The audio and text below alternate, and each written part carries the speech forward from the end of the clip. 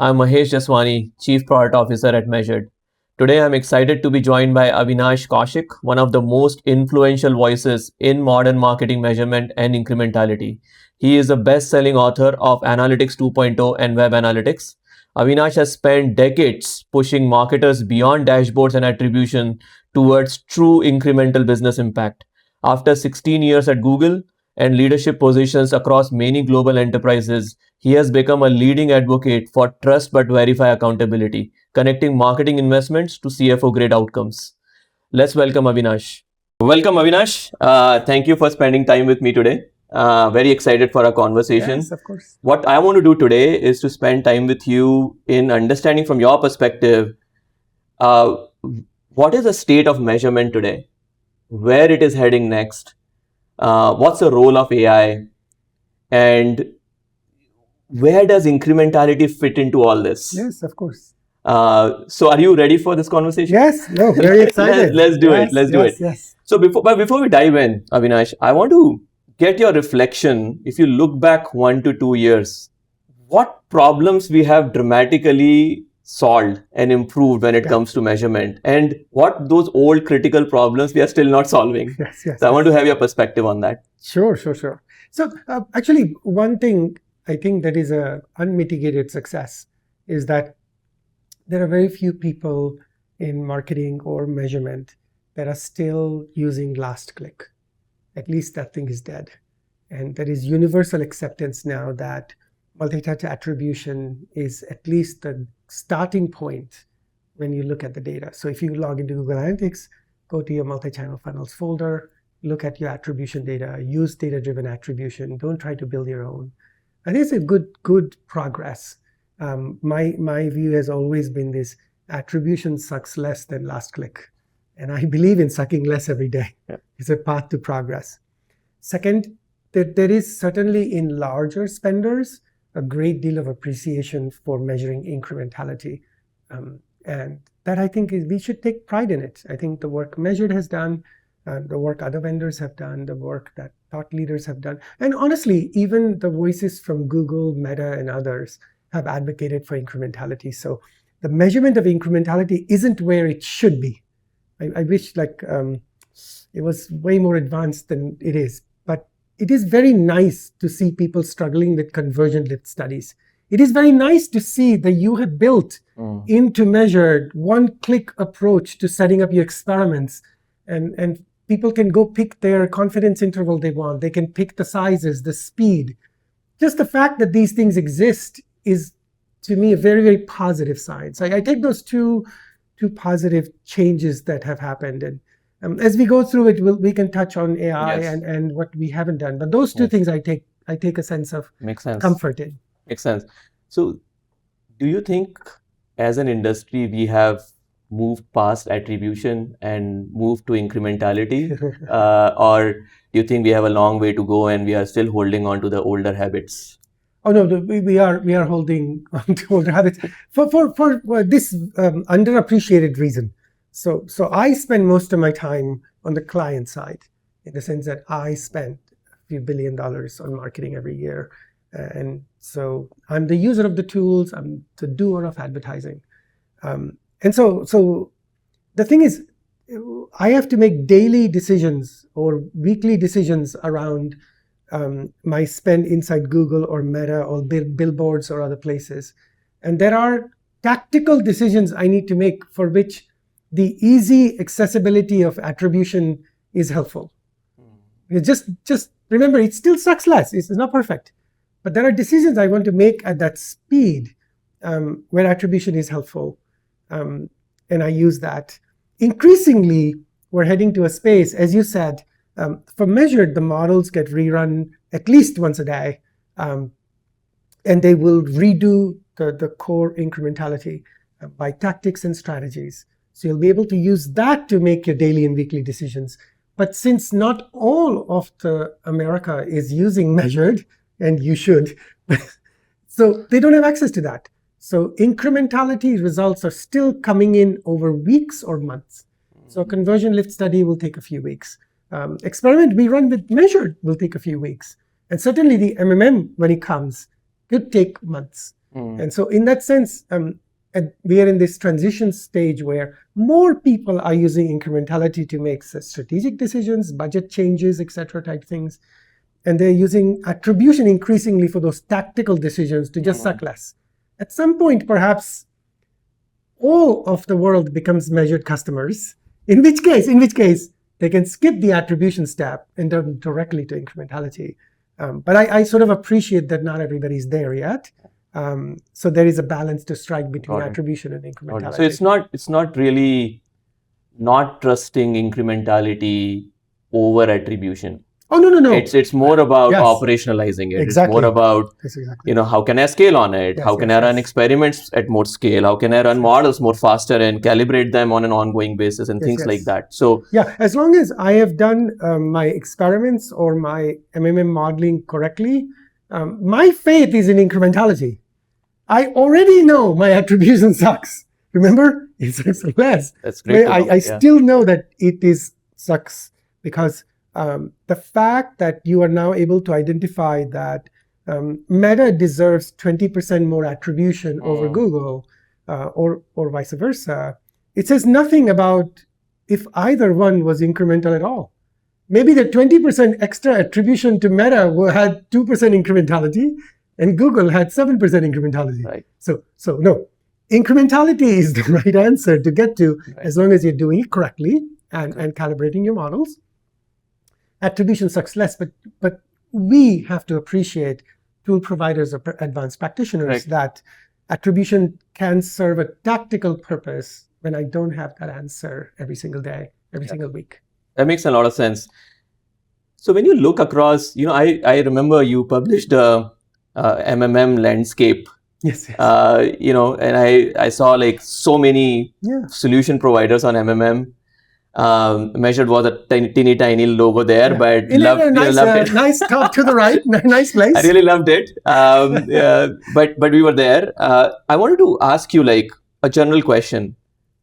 According to you, what are the best-in-class measurement solution today? I'm not asking you to name them, just the criteria and the characteristics of those. And how do sort of brands choose what the right measurement solution is for them? Yeah, first, it is very important to set aside that having worked with the top 100 companies on the planet, pretty much all the big agencies, definitely all of the MMM providers, the RFP process to pick the right incrementality measurement platform is super dumb because it is done by people who don't, with good intent and expertise. They're done by clients and companies who don't actually understand incrementality or attribution or have the ability to ask questions. So now they'll just chat GPT the requirements, and it's all this long, complicated list the size of Eiffel Tower.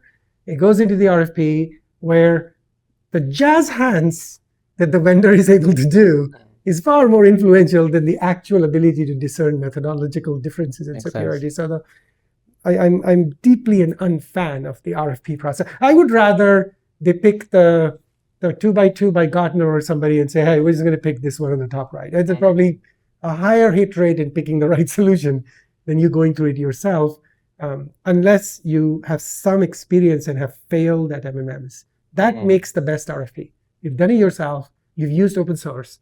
You failed at it, you'll pick a good vendor. So first, this whole debate around how do you pick the right platform. It is very difficult for the blind to pick the one-eyed king. It's very difficult. Okay, take a step back. In my assessment, like there are certain 3 or 4 attributes that make a great incrementality platform. I'm not going to say MMM, right? But a great incrementality platform. And the first one, which you and I have discussed a lot, is the ability to collect, clean, store, process data at scale. Yep. So marketing is very complicated now. Even a medium-sized advertiser is probably on 5 or 6 platforms. Inside those platforms, they're probably running 30 to 40 different tactics. It's all really complicated. And a new emerging platform is coming on every day. So for me, it's really important if I'm running ads on Roku, that the incrementality platform has the ability to get into Roku with an API access and be able to collect, clean, process, store data, and help me understand if there are quality gaps. So it's very important. Garbage in, garbage out. Absolutely. The principle of the universe. So ask that question. Ask them to demo that. Show this actual thing. The second one, of course, is the ability to use super robust methodologies to build incrementality solutions. A tactical incrementality solution is experiments, which we can run all the time, answer lots of tactical questions we can use to make quarterly decisions, the altitude of the decision. The second, of course, is the very core of an incrementality platform, which usually takes the form of a media mix model. And how strong and intelligent are the methodologies? So I look, are you using priors? How much human bias is there? How do you deal with ad stock? All these questions where I think historically MMM providers have hunches and best practices that are coded into the MMM that have a corrosive impact on the other side when you see the results. So I poke and prod at those things.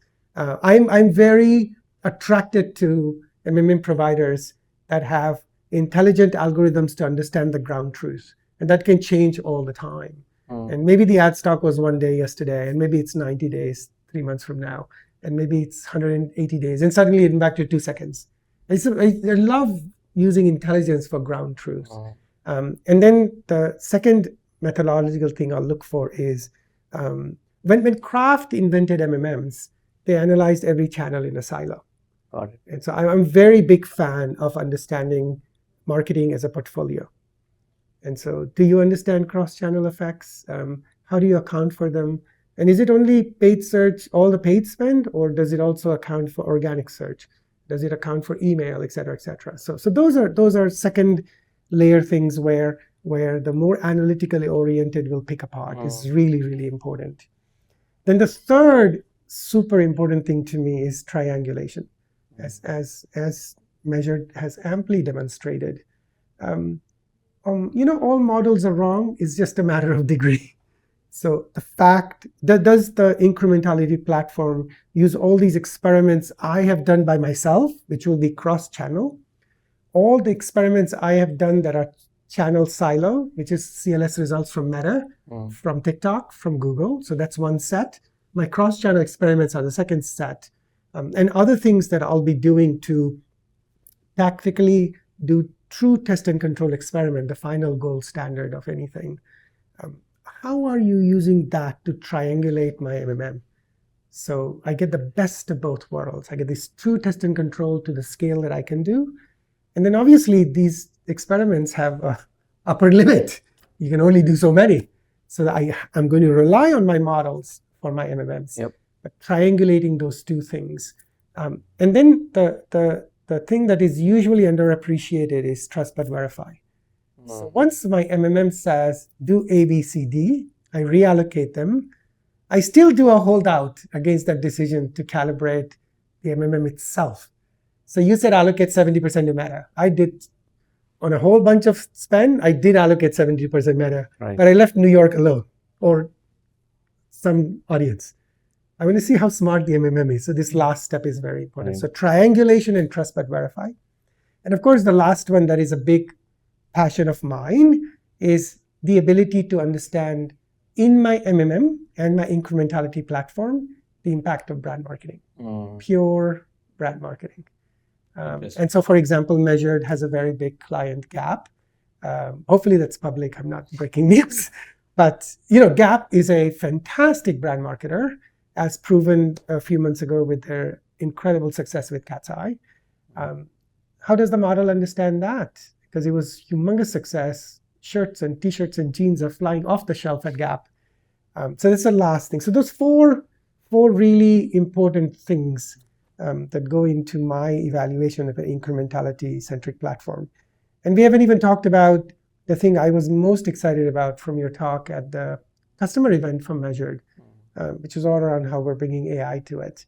And we can talk about it separately, but these four are foundational and applicable to all people, data quality, collection, processing, model sanity and clarity and sophistication, the ability to triangulate experiments and trust but verify, and then of course the ability to do some of the more sophisticated things possible. That makes a lot of sense, Avinash. You touched upon a lot of things. Yes. By the way, just for the audience who's going to see this, CLS is conversion lift studies, Yes. right? So that I just Yes. want to make sure that that's clear. We work with a lot of brands, global brands, Yeah. e-commerce. You named one. Of course. Retail brands. Constant question we hear from them is about how they should blend speed and quality together. Yes. They want to move fast. They want to Yes. make faster decisions, but at the same time, they want to have quality signals. They want to have quality decisions, Yes. right? Yes. And so, how do you think about that? Like, when both from practice perspective and also platforms perspective, like what needs to happen to achieve the blend? Yes. So I have this thinking I apply all the time, which is like you get freedom within a framework. So there's a box. Within that box, you can do whatever you want. So for example, I might say, look, I'm a very big business and I'm making a very sophisticated, expensive decision. And so I want 0.95 statistical significance. Because a very expensive decision, I can't get it wrong. The results have to be repeatable if I do it in the real world. So there's my box. It's a very high standard to hit. So what does that mean? Inside that, I have to be willing to give up time. Because to get to that quality of signal, if I'm running an experiment, it will take a while, right? Or I'll say, no, I want the answer very small. Oh, then the size of my experiment has to be very big. So instead of doing it for 5% of the audience, I'll do it for 50%. So I have two variables I can play with because this one I can't change. There will be other times where we'll say, you know what? Avinash has said 0.9 or higher is okay. Don't go below 0.9. So it's okay, I'll take the 0.95 and make it 0.9. So now I have 90% statistical. Suddenly, those two other variables change. I can actually have a smaller audience and actually get speed. So I always say there are some unbendable rules. Don't do 70% statistical. Don't do Makes sense. These things. Ensure, because at the end of the day, the thing I want at the other end isn't that I can complete my experiment quickly. It's important to remember the thing I want at the end is the insight I will learn from the experiment. I'm going to go allocate a lot of money to do in the real world. That's not it. That's real money in the real world. So whatever the experiment said happens, say ROAS of 6, it should happen when I actually do it. Yep. Repeatability is the outcome I want. And so that's one way to do it. And the other way is, you can say, I have 0.9 significance, but it's really, really important for me to get the answer within 1 week. Then you play with the audience or the variables. And the cool thing is, in measured, you are extremely transparent about the trade-offs.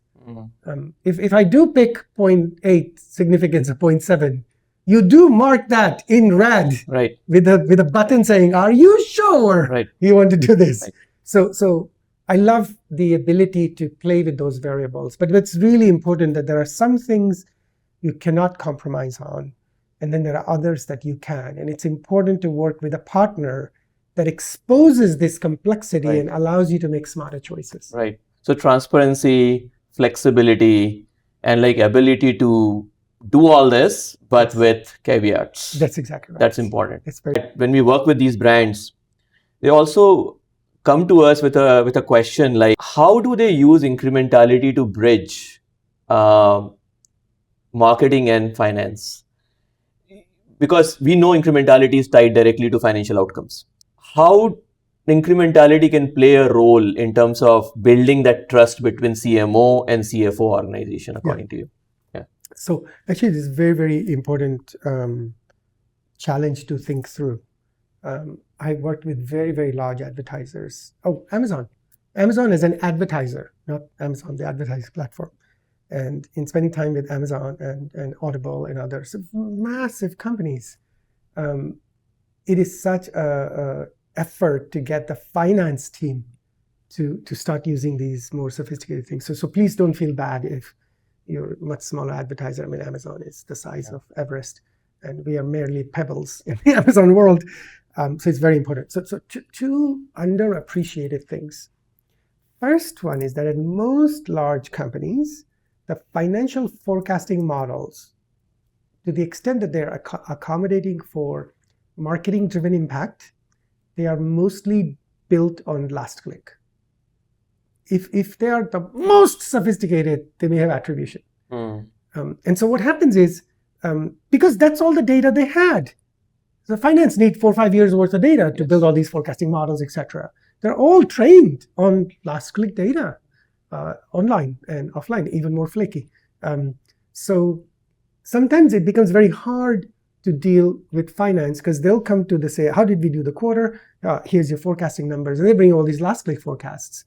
And we're like, oh, I have like a much better answer. I have incrementality. And they're like, well, that's not what I have. Just give me the last click. And that then creates this cycle that is not healthy. And it is, this dumb thing is so common. It is nobody's fault. It's nobody's fault.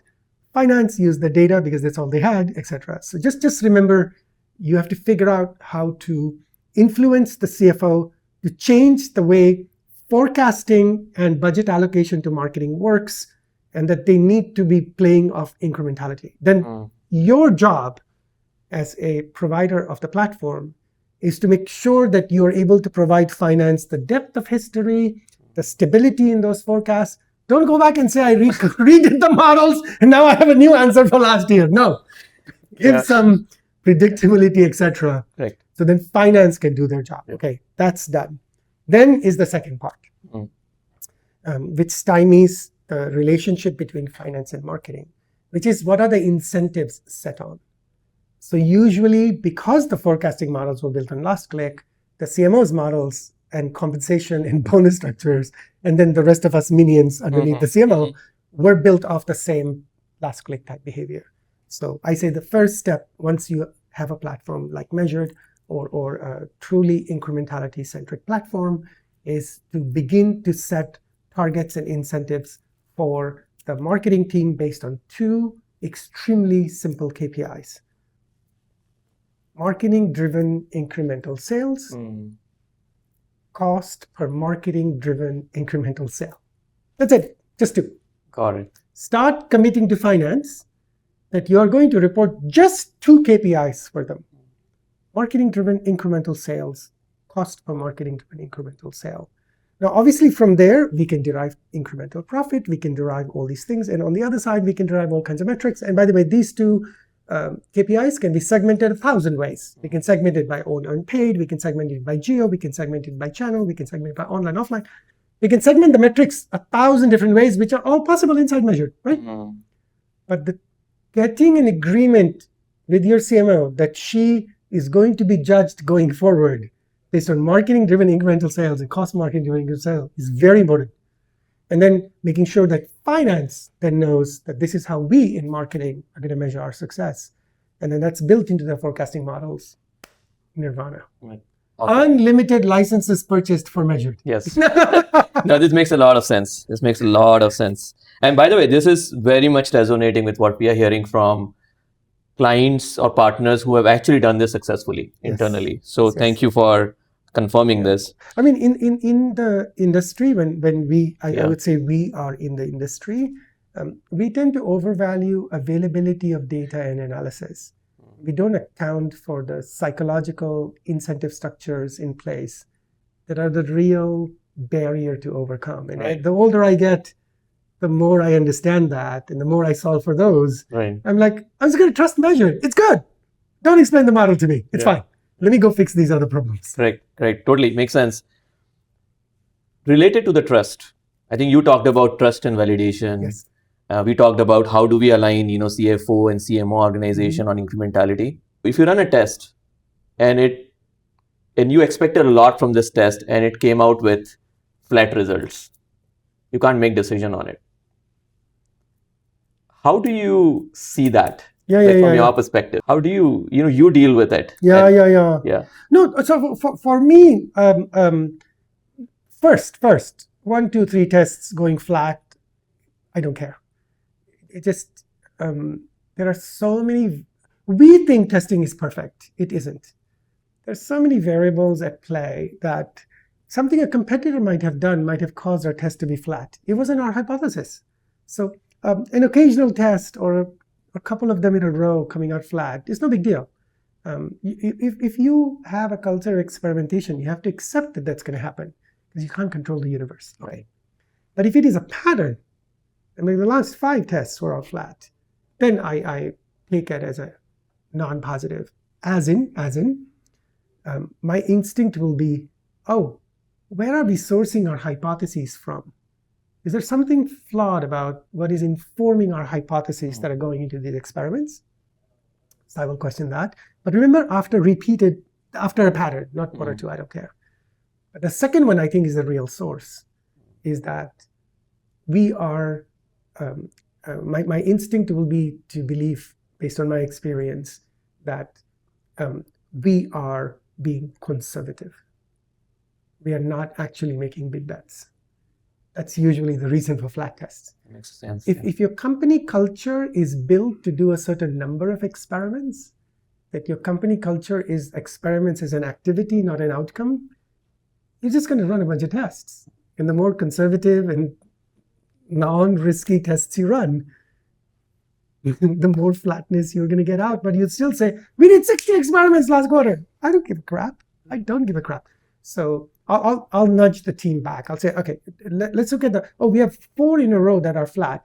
Let's go back and see where the hypotheses came from and see if we can find a flaw there. So we are testing better hypotheses. Second, I'll say, as we execute these hypotheses, we're not taking big enough risks for us to learn. I am firmly in the school of thought that 60% of the experiments should fail. If you're not failing 60% of the experiments, you are wasting this precious opportunity to take big swings. Experiments are expensive, not in cost, but time and the opportunity and all of those other things.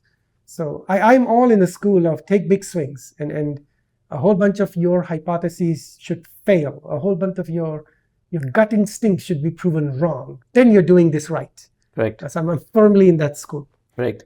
And I celebrate failure. Yes. I celebrate the 60% achievement of failure. Correct. Correct. Like every flat test in the world that we are living in, every flat test actually has some sort of learning. Yes. It's just how do you see it? It's a perspective. Like how do you see it? How do you measure it? Let's switch gears to AI. Yes. You touched upon that a little bit here and there. AI is moving really fast at the speed we have never seen before. It's mind-blowing sometimes. With I think the recent announcement of Claude work, OpenClaw, going to OpenAI. This is so much happening. Yes. Marketing has always been at the forefront of innovation. I have worked with very different functions. Marketing has always been trying, always in the forefront. And I'm sure marketing community as a whole is using AI very effectively today and in very different use cases. I want to learn from you where AI is really driving value today. Yeah. And how it's going to improve. How do we do measurement? How do we come up with incremental growth? Things like that. Yes. No, it's such a great question, and I want to frame this higher order bit. I just finished a 4 series of a newsletter that basically said the analyst role as we have it today is going to go away in the next 18 months. So the current analyst role, I go into a tool, press buttons, do segments, reporting, dashboards, data puking, I call it. That role is going to go away, because these intelligent algorithms are going to take over. And so in my last newsletter in that series, I wrote about how current type analysts have to fire themselves from their current jobs by the later of this year. They spend the next year re-architecting their skills to be ready for the world that will exist in January 2028. And then I gave a specific plan to do that. So I expect, we tend to think of AI in terms of tools, etc. But I actually am anticipating a foundational human, like a massive human impact in our community of analysis. And so hence I wrote that. Okay, so take a step back from the human concern and evolution necessary. The place where AI is having an incredible proven impact right now is on the difficult business of creative. So this is the ad we run on YouTube, it's the ad we'll run on Meta, it's the billboard that we'll put up in Times Square, or it's the ads we'll run on television, right? So creative production has become so much cheaper, faster, at scale. So so for in TikTok, for every campaign, I have to upload 50 creatives, 50 variations of the same creative. This is such a pain in the rear end and very expensive to do. I can do it with almost no cost today. So that's one dimension of creative. The second dimension of creative comes from our old employer, Google, where Google is like, hey, just send me a box shot. I'll make the creative. I'll make the video. I'll make a display ad. Just get out of the way. And to a degree, I'm actually really impressed at how good Google is at it and Amazon is at it.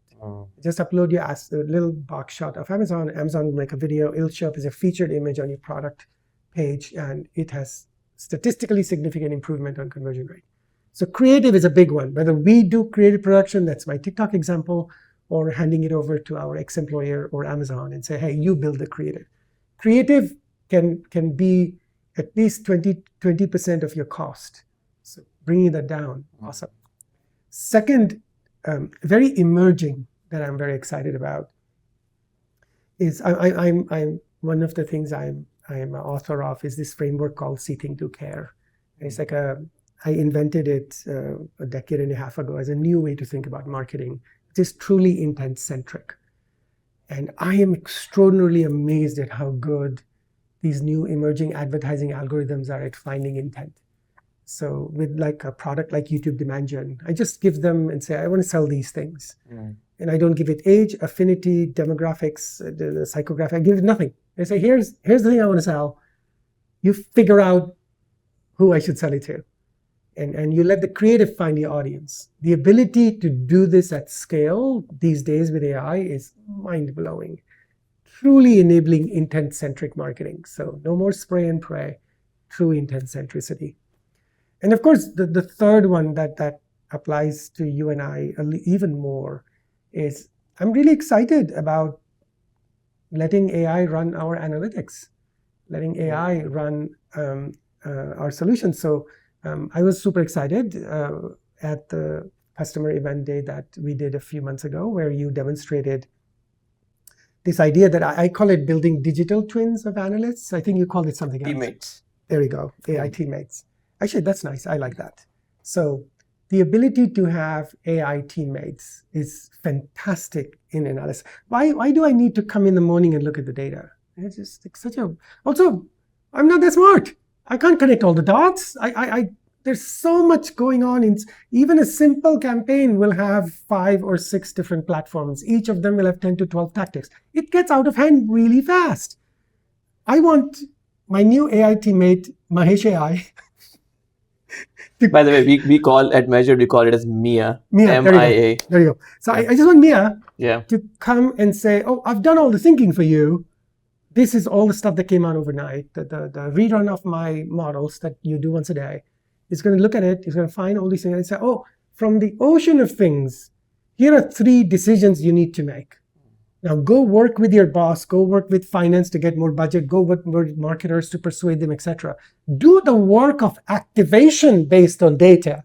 Let me figure out what to do. So I am really, really excited in our space at how much more fun our jobs will be if we can get out of the business of data puking and connecting the dots, and connecting the dots at a scale that is unimaginable with things like Mia. And so in the next 18 months, in our space, that is the thing that I'm most excited about. Humans are not that good at analysis, this quant analysis. Let's just let the AI do it. That's such a great... maybe I can ask you, just for my own benefit, as we are building product at Measured, Maybe for the top three use cases you have for AI, like analyst is one thing. Yes. I think that makes a lot of sense. Maybe what are the other two use cases you can think of? Yes. No, that's great. So the second use case is so I always break all analytical problems into three pieces: the known knowns, things I know, and the known unknowns, things I know I don't know, and then the unknown unknowns, things I don't even know I don't know. So the second great use case for AI is helping me find the unknown unknowns, things I don't even know that I don't know. So like for example, the feature in Measured that comes up with suggestions for experiments, that's like a beginning of unknown unknowns. Currently, I think perhaps it's coded as known unknowns, but they would be fantastic if you just come and tell me, hey, these patterns hidden below the top 20 rows, that's all we can usually look at. Here are all these patterns underneath. You're not even asking about the things you should be asking for.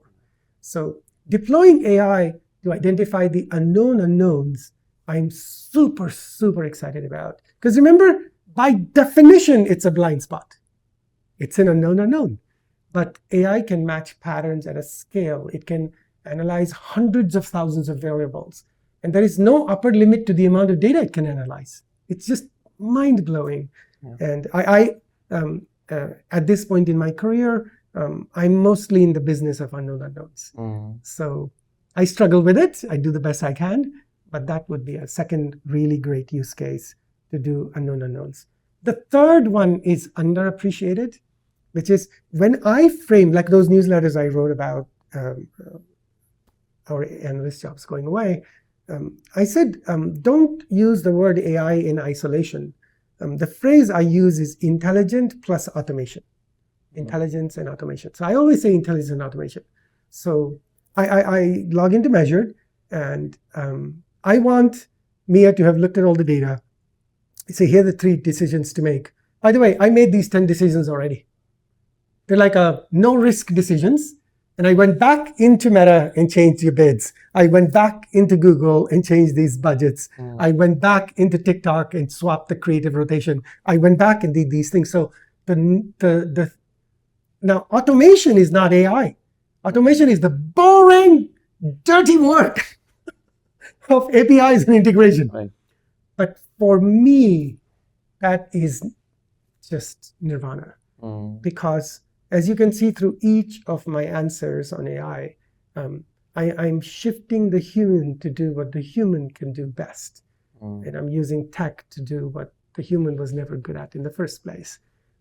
So to the extent that in your vision, especially yours, Mahesh, you have such an awesome power at this company, is I dare say that over the next 12 months, I'll be more impressed with your automation roadmap than I might be with the intelligence roadmap. Not that it isn't good, not that it isn't something you're doing, but it's that when I look at your competitors, they're not thinking automation. They're still thinking all this intelligence is at the service of the human.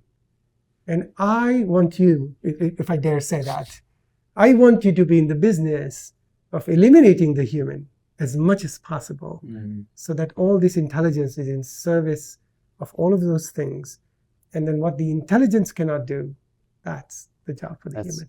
Yeah, I think that's where I can also see the industry is going and pushing forward. So it makes a lot of sense.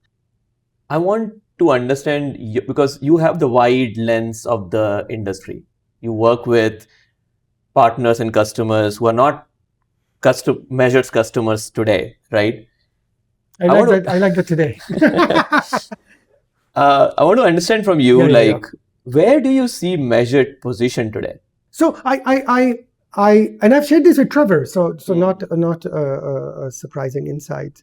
But first thing is, Measured grew up with a certain size of client, and then it has evolved to a much different size of clients.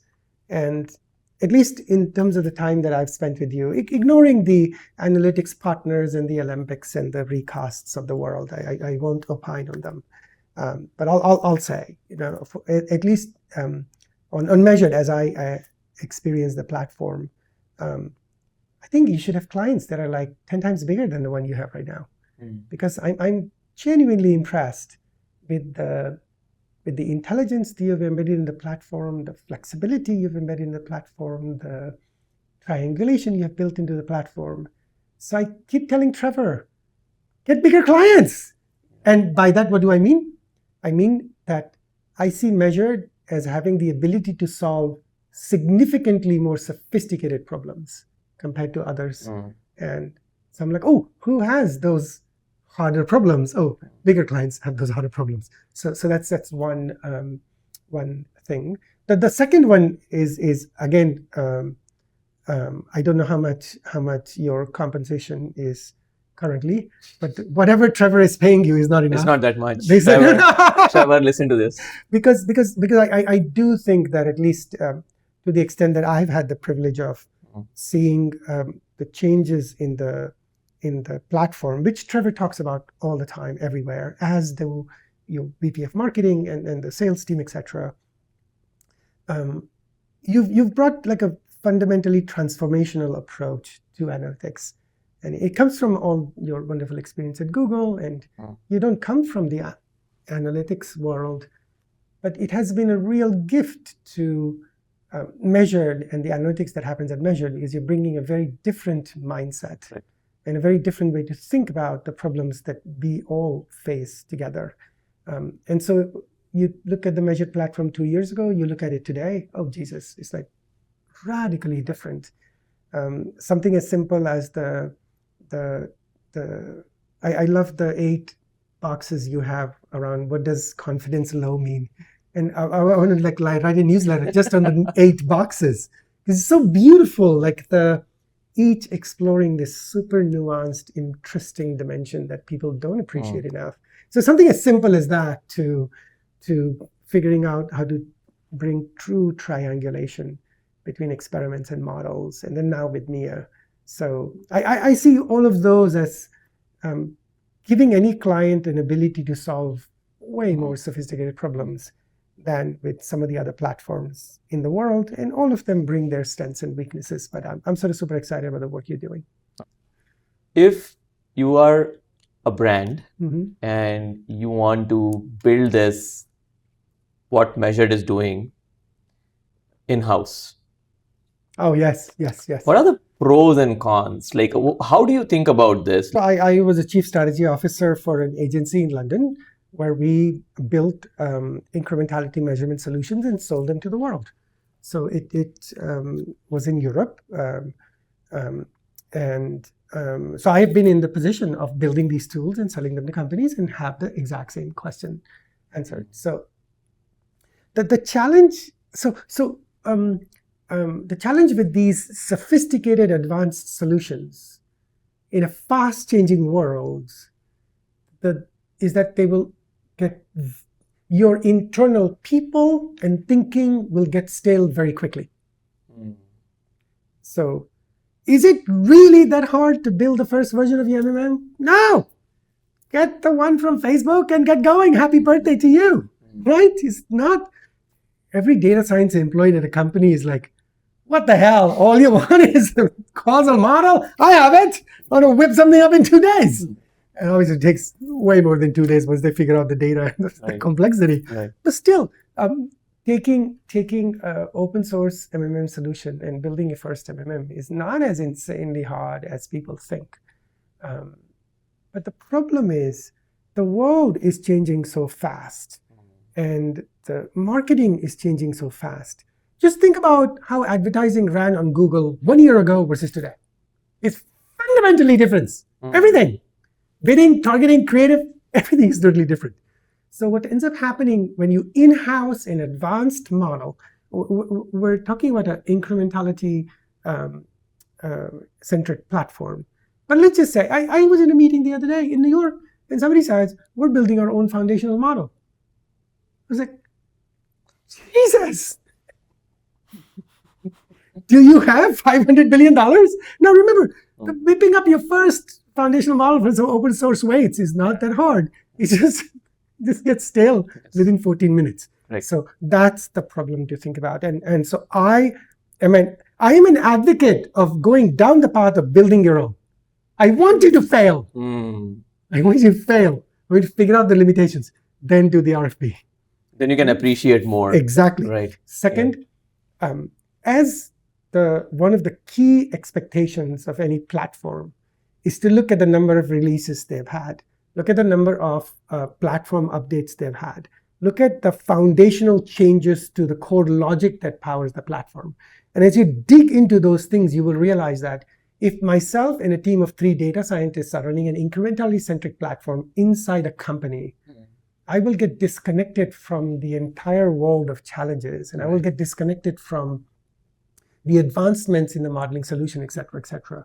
So for advanced modeling solutions, I do recommend having this outsourced approach. The only reason to bring them in-house and say that not only are you going to invest in the people today, but constantly figure out how to get latest updates and models and changes, latest improvements in science and AI and everything, is that you have to be able to constantly work with somebody outside who will do it. Otherwise, it's just not going to happen. That makes a lot of sense. Also, it's not worth it. Right. Measured is cheap. It's like super cheap. Right. And that's like such a cheap way to say, you do the work of modeling and etc. And the expensive work that I have of figuring out how to take data to drive change, I will invest in that. Right. The only exception to this rule is, of course, that you work in a regulated industry and the government is sitting with you. You can't send the right outcomes data to a third party. In this case, sure, buy the measured solution if possible, implement an in-house version that's firewalled kind of thing. So if you're the CIA, build your own, because your outcome variables can't be sent outside. Exactly. That makes a lot of sense. But if you're short of that, it's a futile exercise. Yeah. So I really agree with you. Like, building might not be as difficult, but sustaining and operating on it, it's a very hard job. That's why I use the phrase, you go stale very quickly. Correct. With the best of intent, you go stale very quickly. Makes a lot of sense. Last question, promise. What are you most excited about, Avinash, for the next 2 to 3 years? Oh, we touched on it. At the core, I'm an analyst. I've led very large teams of analysts. The largest one was 350. And I've been in the business of data for a very long time. And I'm really most excited about the ability of these brilliant, smart people in our industry to use their time to do the things that are most fun. Work on strategy and work on figuring out what the reward function should be. A very technical term, but figuring out how to influence very senior leaders to make big, bold bets, not do lame stuff. And so I'm really excited about the world of intelligence and automation and how much it will empower us to find more joy in our work, like more fun, like we do hard things. And I find hard things fun. So I'm really excited I can get away from the morass of data collection and processing and worrying about models and stuff. There are brilliant people like you who will do that work, and all of us will benefit from it. And then I'm really excited about, look, I come to work every day because I want to figure out, for any company I work for, how I can deliver joy to their customers. That's my primary purpose, not profit for the company. If I can figure out how to deliver joy to your customers, whether I'm working with Salesforce, it's a B2B client, whether I work at Procter & Gamble, American Express, Expedia, if I can figure that out and have time to actually think how to do it, that is such a better existence than data wrangler. So I'm most excited about the possibilities for all of us to do jobs that will be more fun and bring joy to us through the advancements in intelligence and automation. Awesome. Thank you, Avinash, for your time. I really appreciate it. Of course.